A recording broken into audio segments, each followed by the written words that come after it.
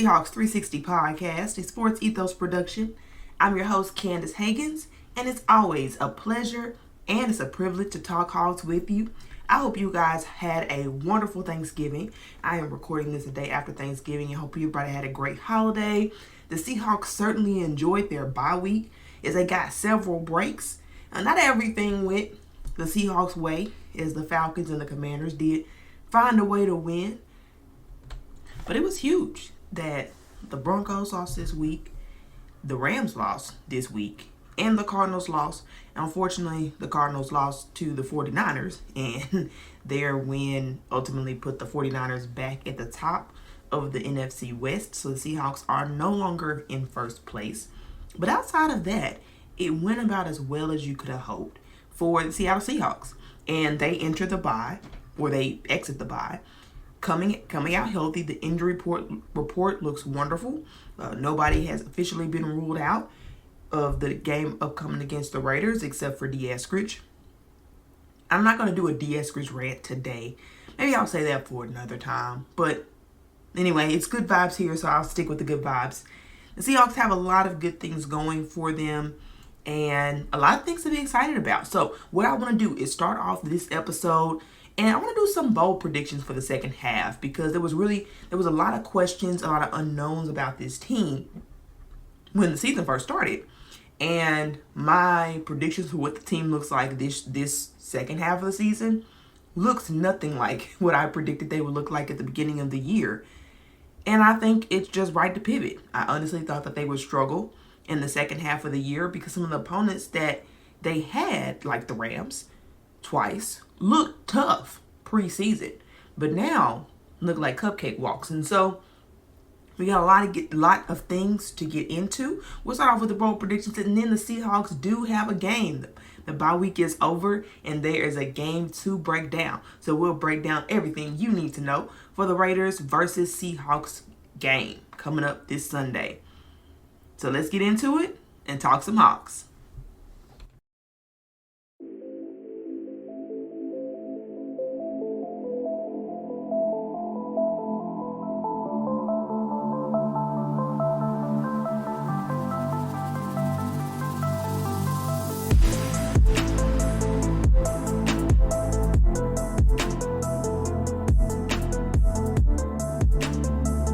Alright, so let's get some things started with some bold takes. Today is Friday, and Jake and Stacy, if you used to listen to Jake and Stacy's show on 710 ESPN Seattle, they used to have this segment called Bold Take Friday. And it was a segment I enjoyed. A lot of people feel differently about Jake and what that was, but I enjoyed the segment. I'm going to sort of take a hint from them. This is Friday, so we're going to do some bold takes on the second half of what this Seahawks season will look like. And I'll get into some awards and things like that. I'll go from least bold to most bold, and we'll end on that note. So let's start us off with bold takes. All right, so I got 6 bold takes. Number 6, the least bold take that I have. I believe that Ken Walker III will be the end of the year Offensive Rookie of the Year. And I know that's not that bold, but I will say this one I called at the very beginning of the offseason. Like when he was drafted, you can go back, you can check the receipts.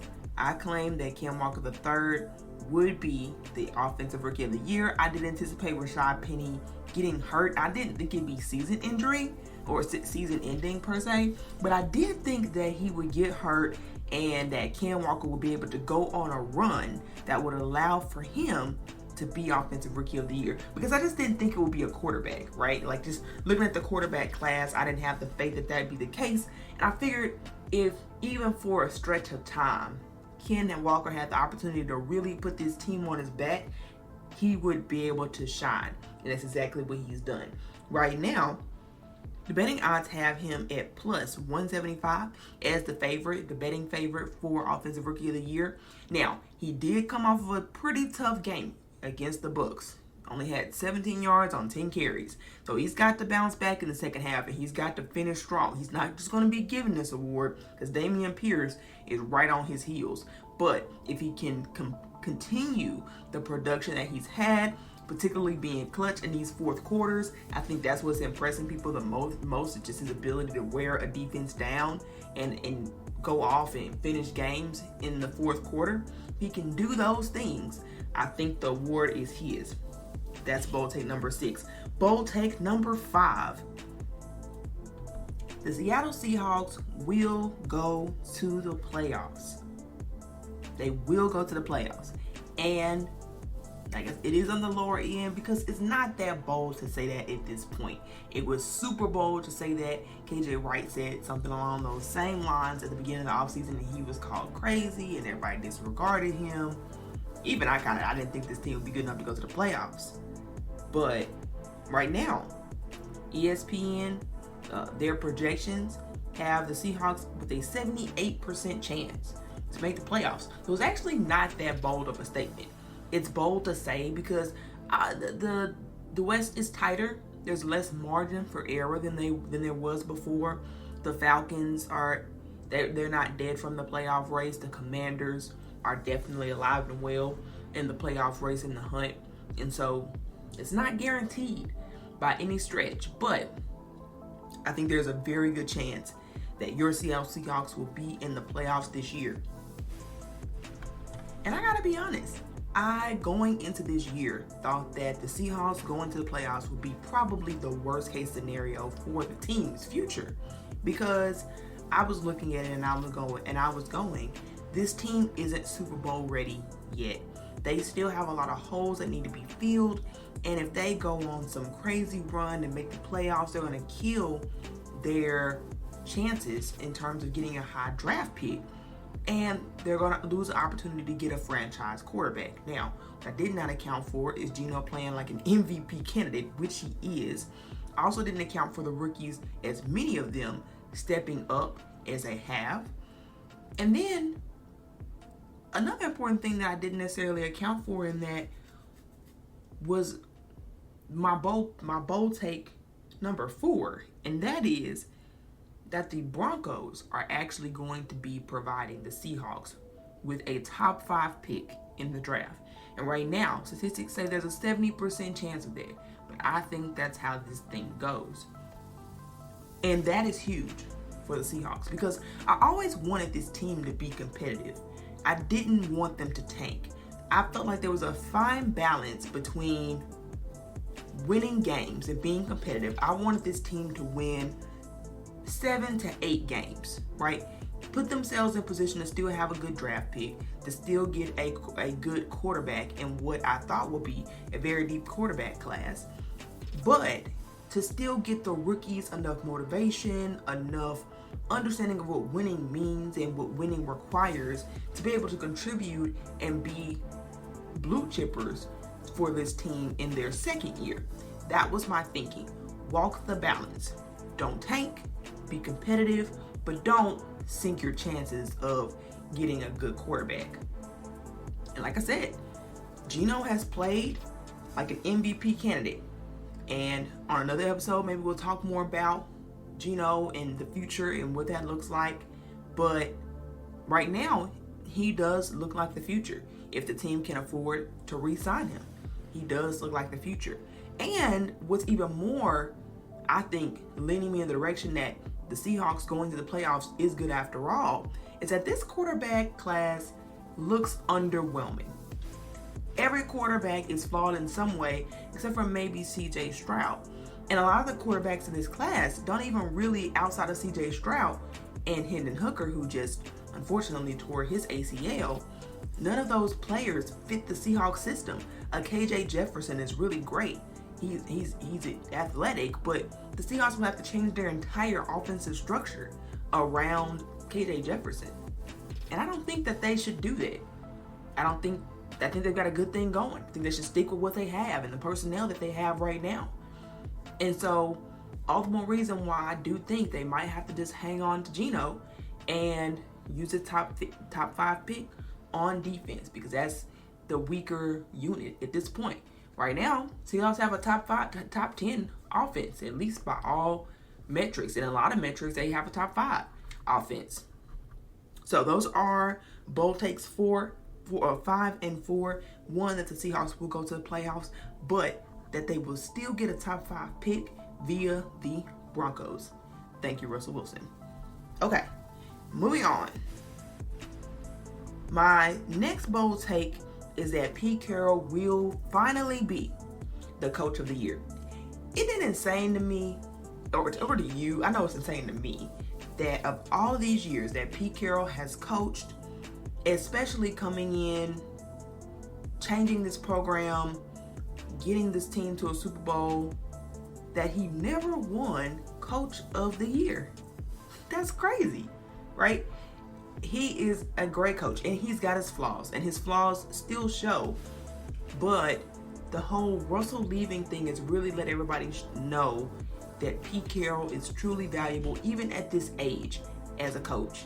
And that's not, it's not a foregone conclusion that Pete Carroll is the coach of the year. I think Seahawks fans feels like Pete Carroll should be the coach of the year. But when you look at the national perspective, the runaway coach of the year had been Brian Daboll. Now the Giants are in a bit of a pitfall here. They haven't been really, since they lost the game to the Seahawks, they've been on a bit of a downward spiral. And I think that's going to help Pete's chances. Not only the fact that he was able to beat Brian Daboll, but that if this trend continues, and if the Seahawks are able to continue on a high trajectory the way they were before, that if they beat him head to head, and that ultimately he was able to have a better year, and Pete would be more successful if these teams continue to trend in the directions that they're looking like they're trending right now. The other national candidate that's been pumped up quite a bit is Nick Sirianni and the Philadelphia Eagles. And I think that he was getting a lot of love because the Eagles were undefeated, and nobody really expected this to be an undefeated team. People were talking about, could this team go 17-0? And if they went 17-0, I think Nick Sirianni would have definitely been the runaway with that award. But now they've lost. They're no longer undefeated. And I think that this team was expected to be a 13-win team, a 14-win team. Once they made the moves for A.J. Brown, or made the move to get A.J. Brown, I think it was pretty much expected this team would be at the top of the NFC. A lot of people projected that. And so I'm not sure that it's as much of a story, right? Because part of these awards is narrative. And I think Pete has a better story than a Nick Sirianni, who had a talented team and ultimately helped them win games, right? He's a great coach, no doubt. And I think the Eagles wouldn't look the same without him. But it's still a question. Now, the guy that I think will probably be the most competition at this point is going to be Kevin O'Connell. Because Kevin O'Connell had the Vikings, the same Vikings team really, that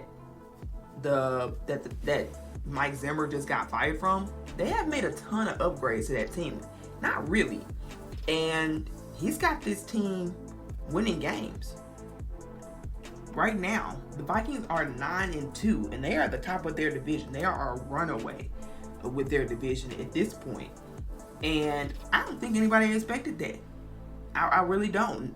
Nobody expected that team who had been so mediocre. They've been so mediocre up to this point. They just pretty much been in the middle of the pack. A good team, a team you respected, but not a team that you really expected to do anything. Not a team that you really expected greatness for. And Kevin O'Connell has come in and he's made this team great. That's a huge accomplishment.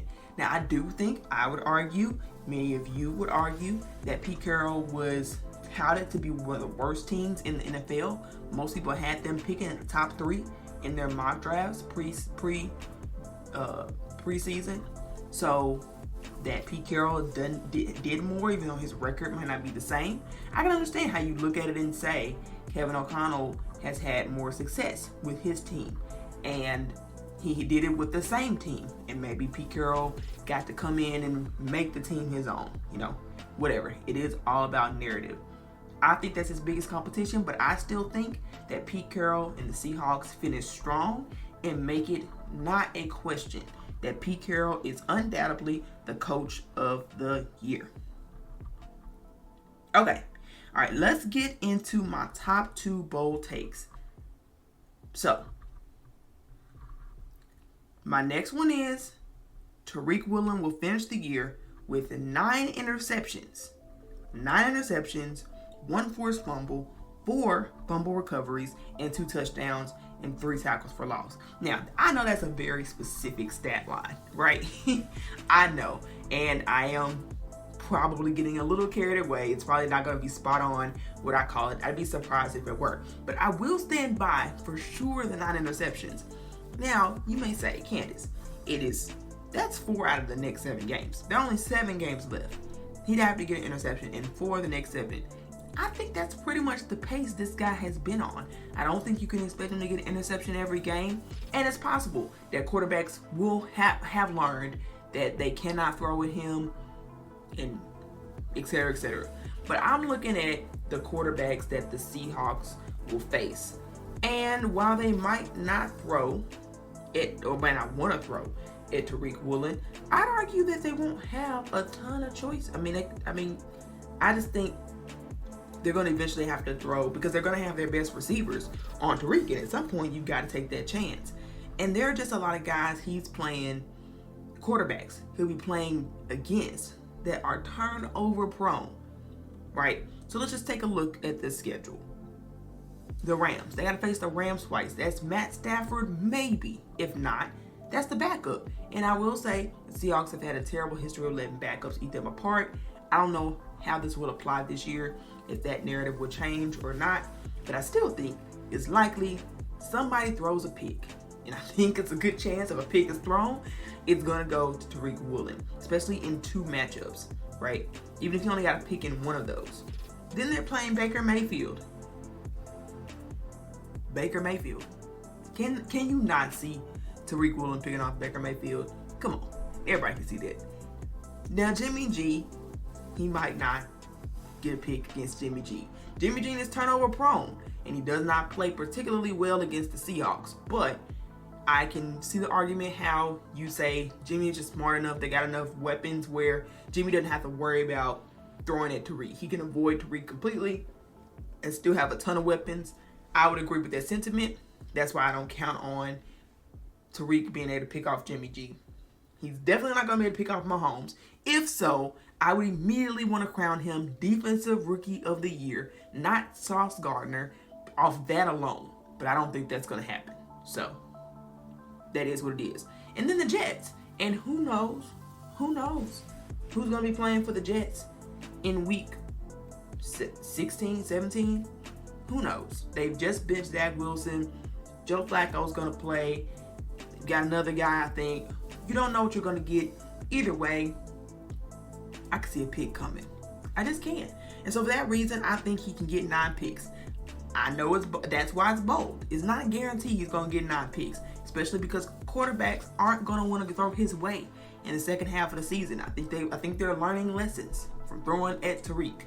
But like I said, if you even look at this game against the Raiders, Adams is probably going to be on Tariq a good bit, right? Well, he's going to throw to Adams. So chances are, yeah, that may happen. I don't think it will against Carr. I don't think he'll pick off Carr, but it puts him in the position, is all I'm saying. Now, as for the rest of his stat line, I do think he's going to force at least 1 fumble. It's been Kobe Bryant who's been the guy that's forcing fumbles, but make no mistake, I think Tariq has a knack for turnovers in general. I think he's going to learn a few things from Kobe Bryant and be able to force a fumble. He's a playmaker. He's just a difference maker when you give him an opportunity, and I can just see him getting at least 1 forced fumble. Right now, he does not have one. Right now, he has 2 fumble recoveries, and I think because Kobe Bryant will continue to force fumbles, that he'll get 2 more recoveries. I don't think that's bold at all, that particular part. And I think he will get another touchdown. I think one of those picks, particularly against the Rams, will be a pick 6, because Matt Stafford, if he's playing, throws an awful lot of pick 6s. And so, it'll be last year, I think he led the league in pick 6s, if I'm not mistaken.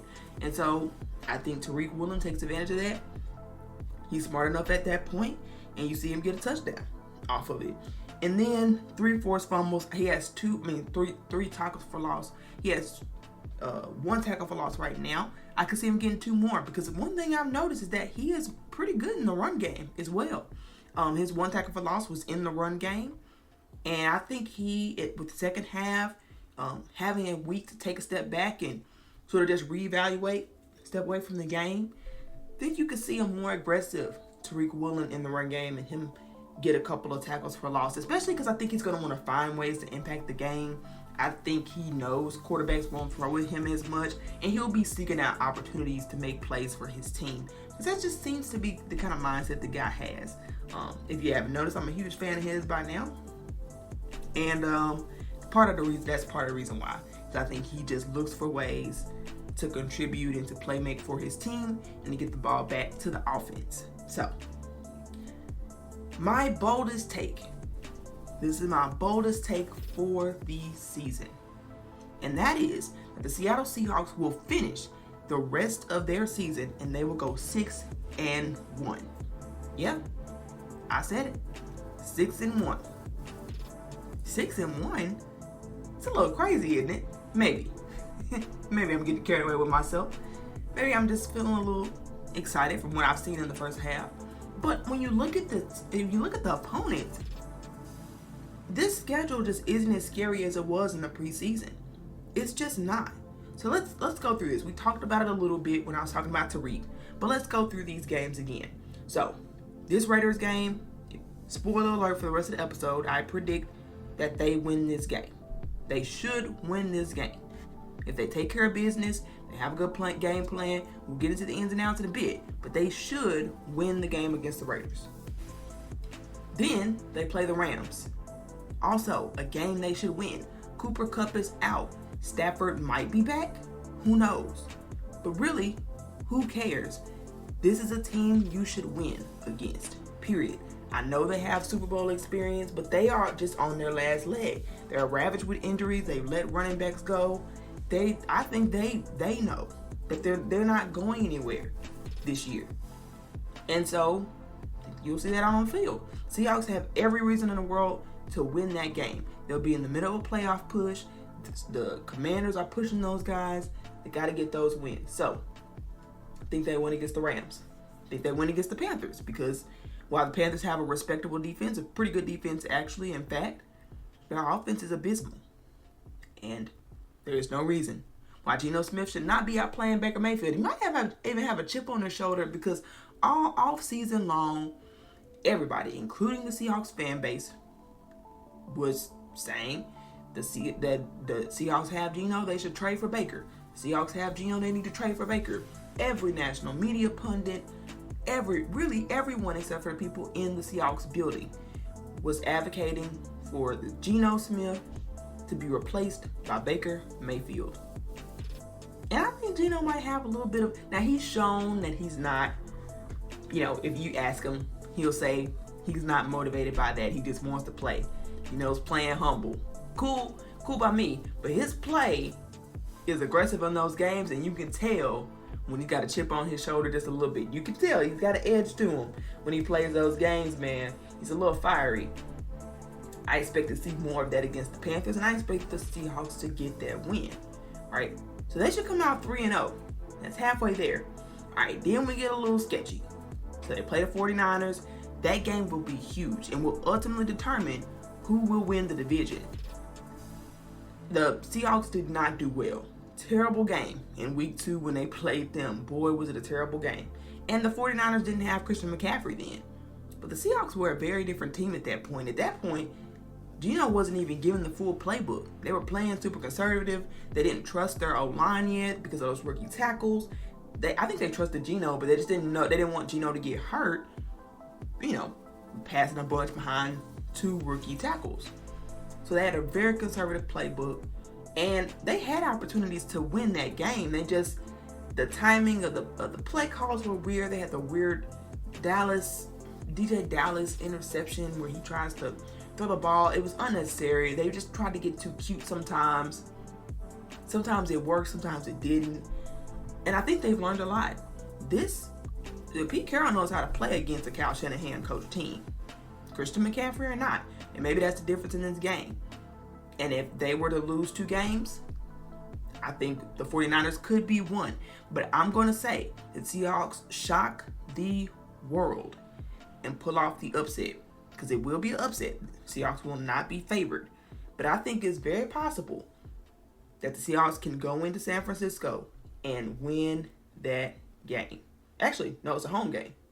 Just kidding. That's even better. I think they can win that game.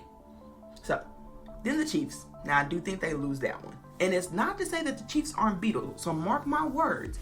I can see the Seahawks going undefeated. And I'm being bold, not crazy. Even if they don't lose against the Chiefs, maybe they drop another one that I don't expect them to drop. So I'm still going 6-1, even if the loss isn't with the Chiefs. The Chiefs do have vulnerabilities.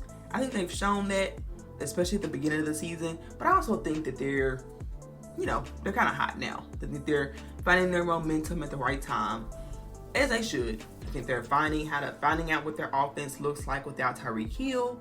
I think they'll look more explosive down the stretch.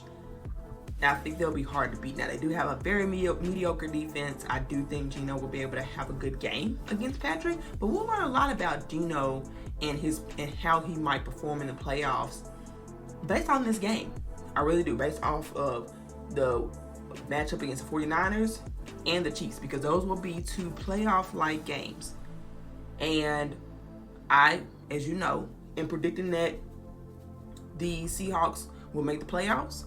I think another thing, just a side note, one main benefit to the Seahawks going to the playoffs this year is seeing how Geno plays in those situations. If they're going to pay him $30 million plus, which is what he's rightfully owed at this point, they need to know that he can win playoff games. You want to see Geno win at least one playoff game. You want to see that he can take this team pretty far if you put a good enough roster around him. Anyway, that's an aside. I think the Chiefs, that's an L. I do think they beat the Jets. I think at that point, the Jets have pretty much called it in the season. They're a good team, but I think it'll be frisky. It won't be an easy win. But I think the Seahawks know how to win those games. They definitely have a better offense. And the Seahawks are the better team. Jets are frisky. And I think the defense will need to play hard because it will not be easy for Geno in that Jets game. And if they so happen to by miracle win against the Chiefs, I think they lose to the Jets. That's why I think they win. They lose one game regardless. And then they finish off the year with a game against the Rams. And I think they win that game. Again, I think they sweep the Rams for the first time. I don't know. That's poor podcast production on my part. I actually don't know when is the last time that the Seahawks swept the Rams, but I don't think it's been in the Sean McVay era. I'll tell you that. I could say that for sure. I think that's how it goes. So those are my bold predictions for the year. Now, let's get into the breakdown of what I think this game would look like, specifically against the Raiders versus Seahawks. Now, there are a few key matchups for this game. The number one that everybody's going to be talking about is pretty obvious, and that is Davante Adams, one of the best wide receivers in the league. In fact, he is actually ranked number 1 for PFF in terms of wide receivers in the league, against Tariq Woolen, who is not rated as well. He's rated number 32. I think PFF does him a disservice. But nevertheless, Tariq is no thing to be slouted at, no matter what PFF says, as he has 5 interceptions and, according to PFR, 9 passes defensed on the year. So that will be an incredible matchup. I'm curious to see how Tariq matches up. I think he can match up easily with his speed. The question is, has he learned enough in his experience to just kind of the savvy? Because a lot of what Davante Adams does is just pure savvy.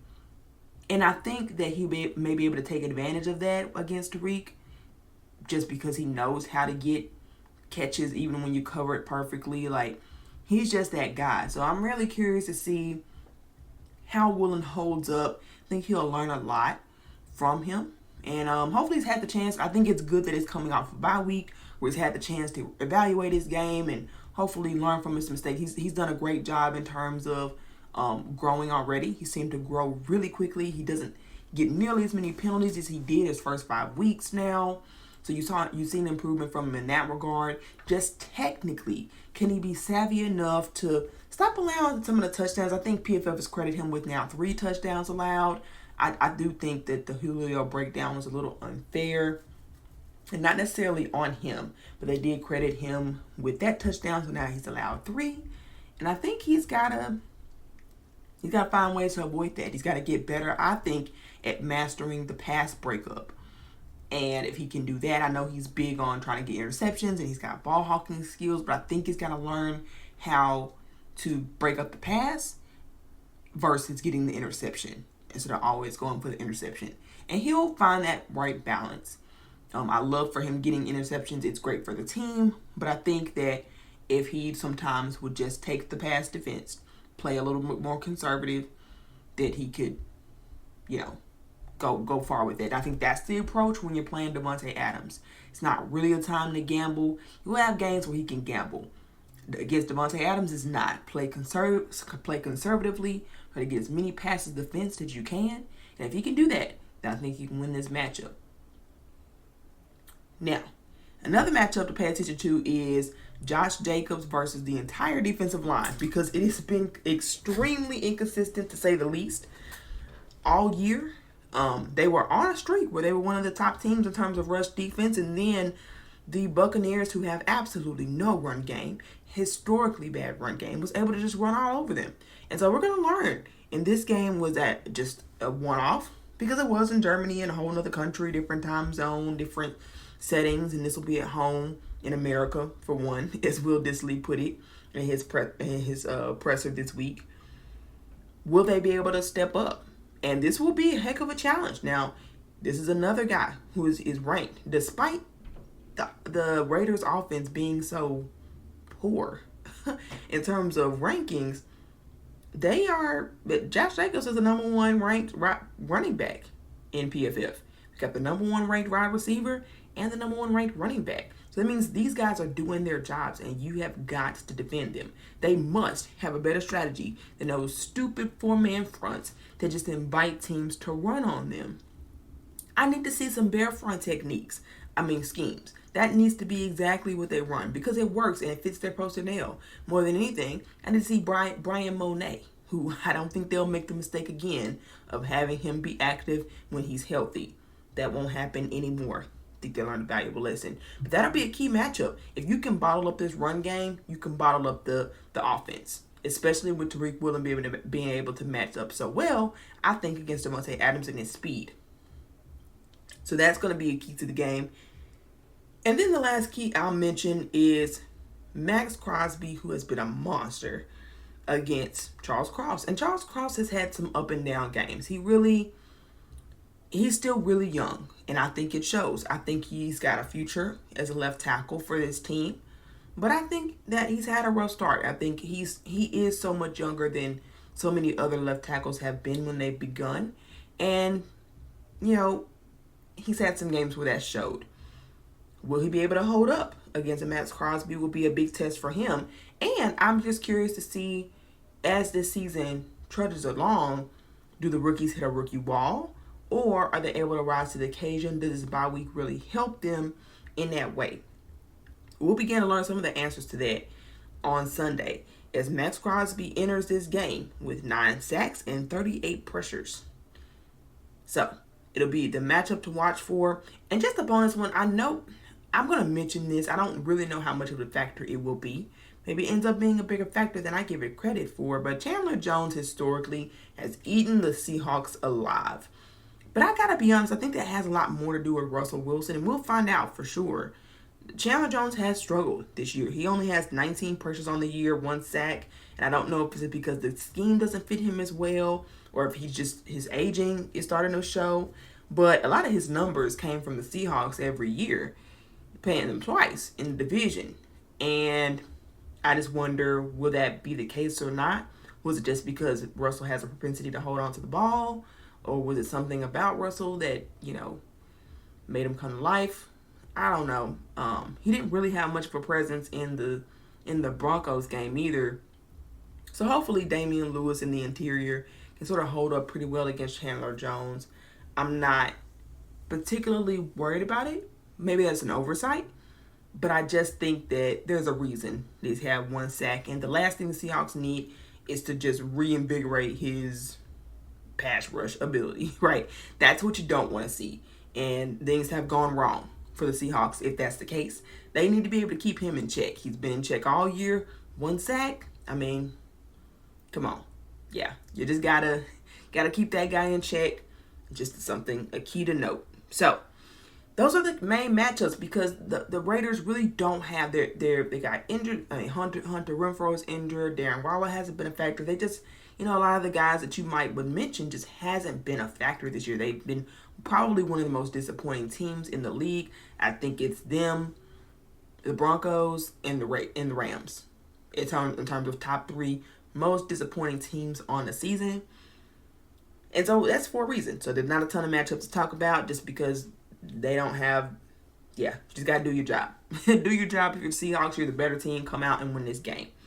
Now, let's get into the keys to victory. One of my favorite parts. Let's do it.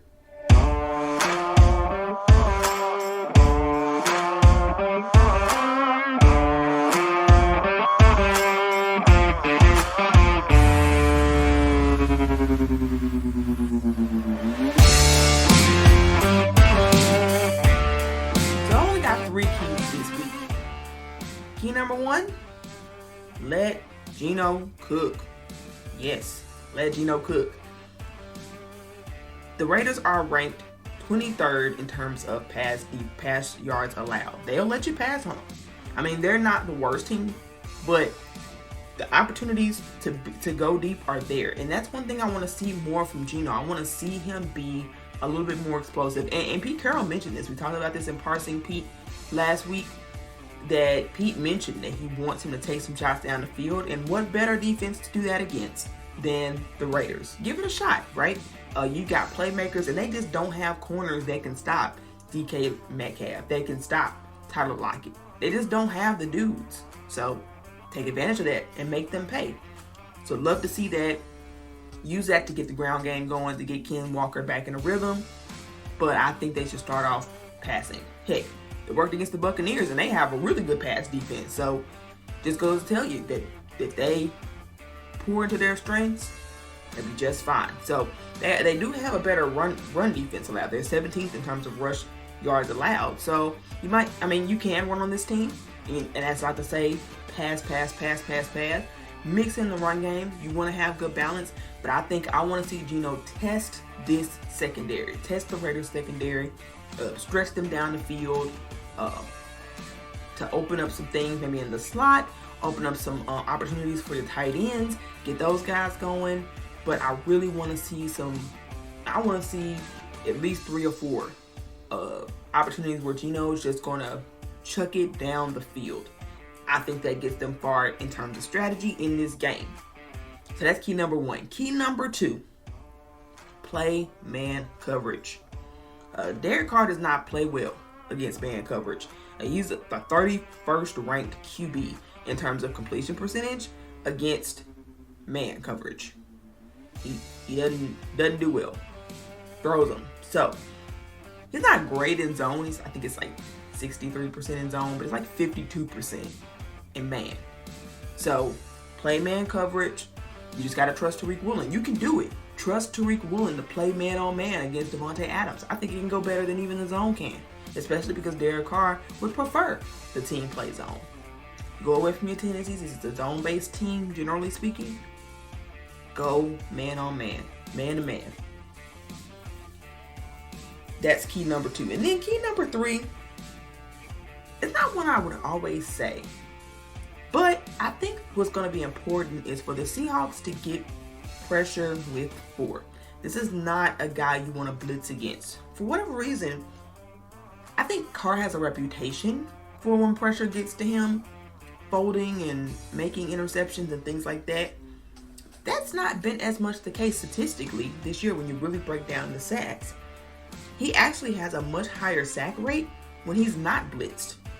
When he's not blitzed, he has a sack rate of 17.1% compared to when he is blitzed, and that's when he's 12.5%. And don't get me wrong, 12.5% is still a good rate, But he got 14 sacks when he wasn't blitzed versus only 6 sacks when he was, which basically to me says he knows how to beat the blitz, at least this year. He knows how to beat the blitz. And he's more turnover prone when you're not blitzing him. He's had 14 turnover-worthy plays this year. Well, 11 of them were when he wasn't blitzed. Only 3 was when he was. So this is not a guy you want to bring heavy pressure packages against. This is a guy you need Uchenna Nwosu, you need Bruce Irvin, you need Darrell Taylor. You need your guys. You need those guys to come in and provide pressure. I'm not going to count Boye Mafe because he's really there for run support. He's really not a pass rusher yet. You just have to kind of understand that going into it. But you need interior pressure. You need the front 4 or 3 and 3-4. You need those guys creating pressure and an occasional blitz here and there, maybe to keep Carr guessing, keep him not knowing what the defense is doing. But this is not a blitz heavy game. If they can do those things, if they can pressure with 4, they can play man coverage. It also, pressure with 4 allows them to play more coverage, and considering man coverage, I think he gets more coverage sacks than anything. I think he's more likely to do something crazy when you cover up all his options, and so coverage must be elite. If you can do that, you can easily take away the offense. Period. He may even throw you a ball or two when he gets those coverage sacks. So you want to keep your guys, keep them in place, play good coverage. If you do that, you play exactly into the hands, or you have the Raiders exactly where you want them. So in all, my final prediction for this game is going to be Seahawks 27 to the Raiders 14. I don't think they get very far. I think the Seahawks comfortably win this game, 27-14. They're at home. The 12s are there. Just real quick, I'm going to do my 3 reasons to cheer, 3 reasons to fear. There are not too many reasons to fear when it comes to the Raiders. They're a better team than their record is. I'll say that. I think they are a better team than what their record is, but I think they really are more like a mediocre team, right? A 500 team is what I think they should be. But the Raiders do have some momentum going for them. They are coming off against an emotional win against the Broncos. They are looking to turn their season around. They are hoping to turn their season around, and they are hoping that this is the beginning of that for them.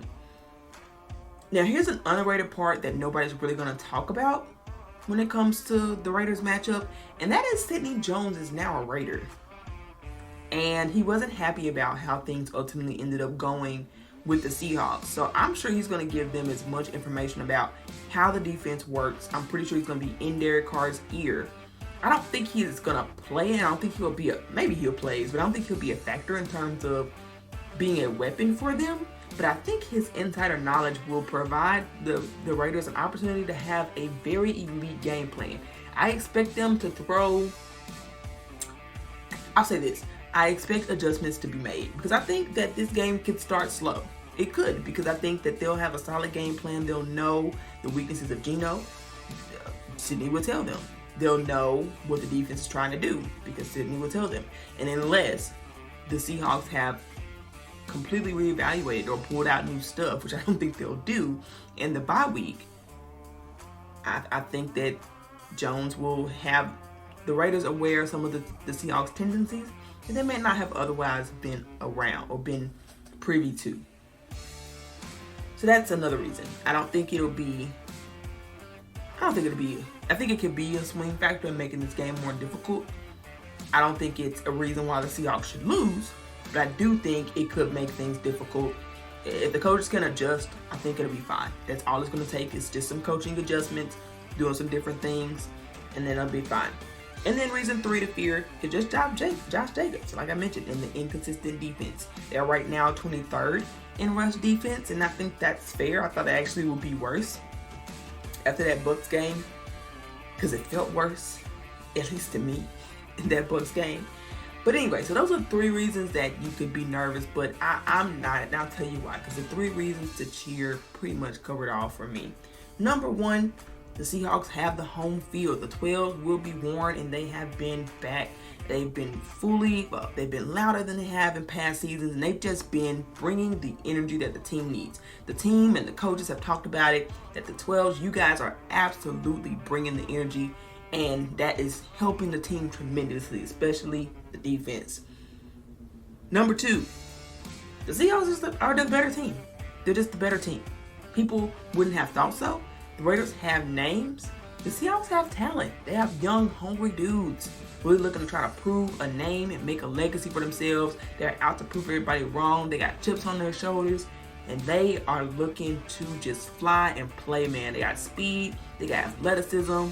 And yeah, they'll make some rookie mistakes, but I just think they're flat out better, period. Like, there are not many teams I'm going to say that about in the three to cheer. But for this one, yeah, I'm pretty confident. Seahawks are better. Okay. And the final reason is I think it helps the Seahawks that they are coming off of a loss from the bye week. I'd actually be more concerned had the Seahawks been coming off of a win, because I think they'd be riding high. It'd be easy for them to maybe not evaluate themselves as closely or as tough as a coaching staff, as players. The urgency wouldn't be there. I feel like they felt like they could have won that game, and that made them mad that they didn't. I think they will come out with something to prove after the bye. I think they would take, especially with young players, you really want them to come in ready to make up for that previous game, ready to show that they're not what they were in the first half against the Bucs. I think that'll make a big difference. I think they'll come in more motivated than they would have had they come in off the win. So ultimately, I think that plays into the Seahawks' favors. So guys, it's going to be an interesting game. I think it'll be a fun one to watch. Hopefully we can be watching a Seahawks victory, and look forward to getting into the second half of this season. In the meantime, be sure to follow me on Twitter. You can follow me at CandaceH901. That's CandaceH901. Be sure to follow the show, Ethos Seahawks, at Ethos Seahawks. We try to give you analysis breakdown. I haven't been as interactive on that as I want to, but I promise you I'll be coming back. And you guys will be real soon, so be sure to give us a follow. Make sure to give us a like if you're listening on YouTube. Also appreciate any comments that you guys may have. We also appreciate that. That's it, guys. I'm out. And as always, go Hawks.